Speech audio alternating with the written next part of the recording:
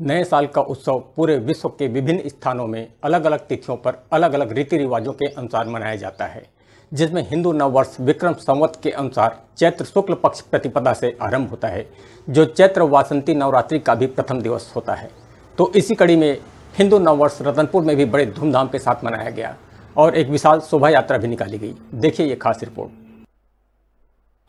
धर्म नगरी रतनपुर में भी हिंदू नववर्ष की जबरदस्त धूम देखने को मिली, जिसमें पूरा नगर भगवामय हो गया था। चारों तरफ उत्साह का वातावरण निर्मित था।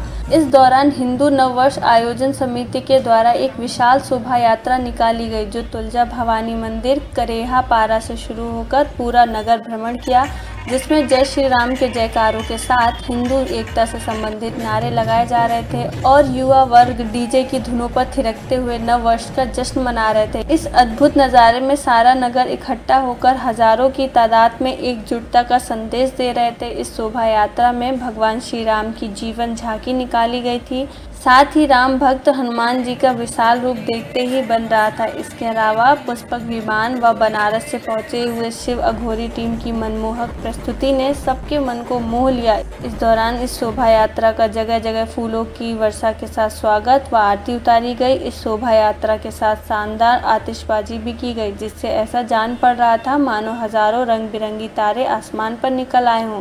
इस तरह नगर भ्रमण के पश्चात अंत में यह शोभा यात्रा गज किला के पास पहुंचा, जहां मंगल आरती के पश्चात प्रसाद वितरण किया गया।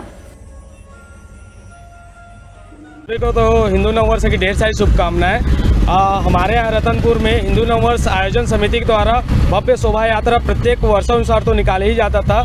आज इस वर्ष भव्य रूप से 5 झांकियों के साथ शोभा यात्रा निकाला जा रहा है, जिसमें हजारों की संख्या में पूरा नगरवासी सम्मिलित हुए हैं और बड़े ही भव्य रूप से यह शोभा यात्रा निकाला जा रहा है, जिसमें पूरा नगर में उसको भ्रमित किया जाएगा।